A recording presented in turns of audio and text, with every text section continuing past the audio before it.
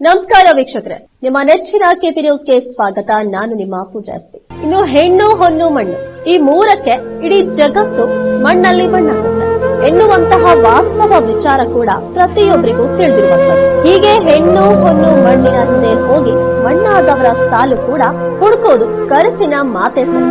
ಅಂತಹ ಸಾಲಿನಲ್ಲಿ ಮೊನ್ನೆ ನಡೆದಂತಹ ಬೀದೆ ಹೆಣವಾದಂತಹ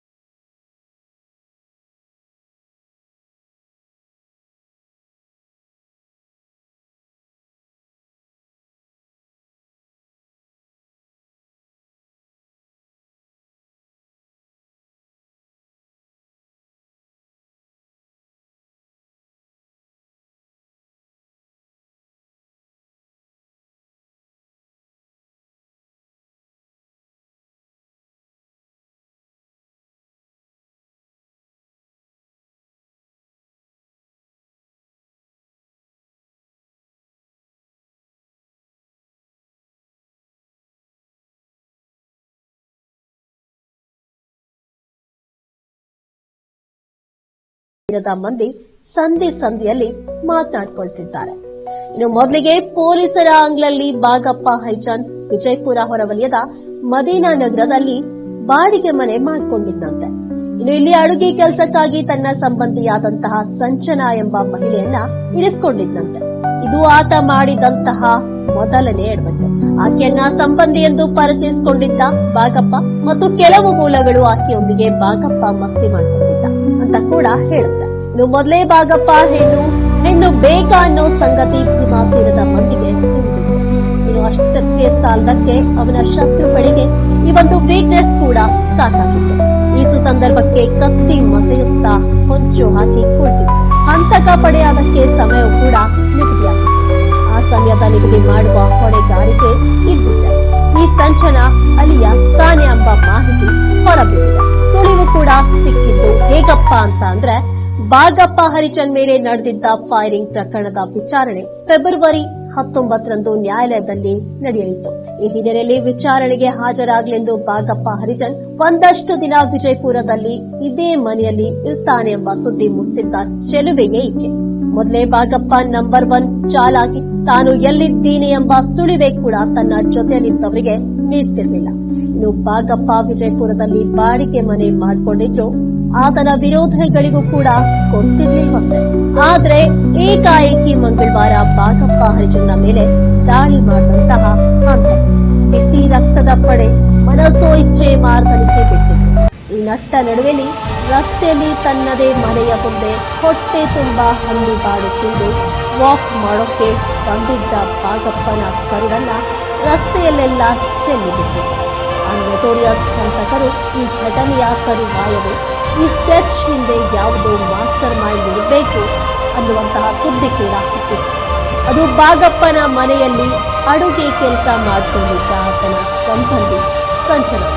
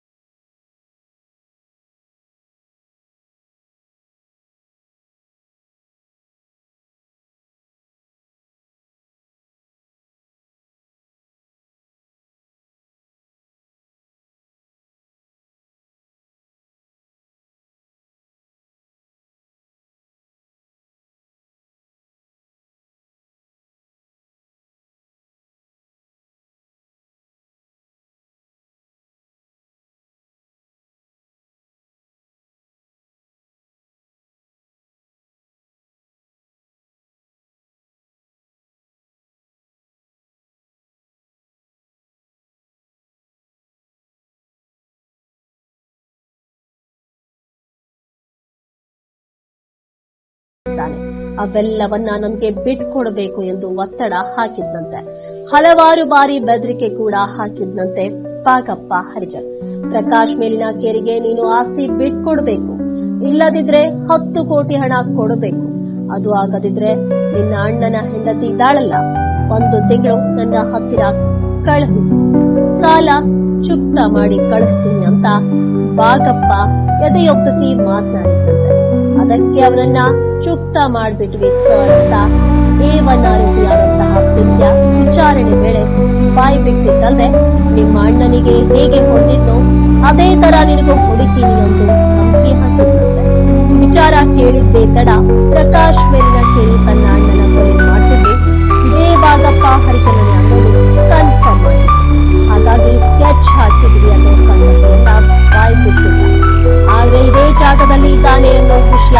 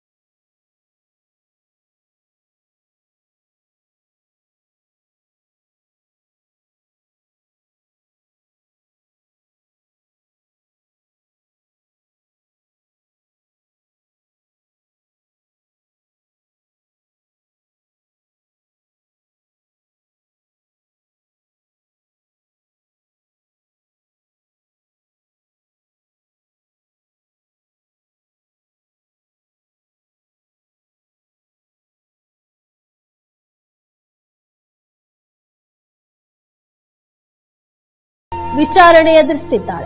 ಒಟ್ಟಾರೆ ಒಬ್ಬ ಅತಿ ಬುದ್ಧಿವಂತ ಒಂದಲ್ಲ ಒಂದು ಬಿಸ್ನೆಸ್ಗೆ ಬಲಿಯಾಗ್ತಾನೆ ಅನ್ನೋದು ಮತ್ತೆ ಮತ್ತೆ ಸಾಬೀತಾಗ್ತಾ ಇದೆ. ಈಗ ಭಾಗಪ್ಪನ ಸರದಿ ಅಷ್ಟೇ, ಈ ಸೈಕಲ್ ಮುಂದುವರಿಯುತ್ತಲೇ ಇರುತ್ತೆ. ಇನ್ನು ಎಲ್ಲವೂ ಮಾಯೆಯೊಳಗೆ ನಾವಷ್ಟೇ. ಇದೇ ಪ್ರಪಂಚ ಕೂಡ. ಇನ್ನು ಮುಂದಿನ ಸಂಚಿಕೆಯಲ್ಲಿ ಮತ್ತೆ ಸಿಗೋಣ. ಅಲ್ಲಿವರೆಗೂ ನೋಡ್ತಾ ಇರಿ ಕೆಬಿ ನ್ಯೂಸ್ 24/7. ಮತ್ತಷ್ಟು ಅಪ್ಡೇಟ್ಸ್ಗಳಿಗಾಗಿ ಧನ್ಯವಾದಗಳು.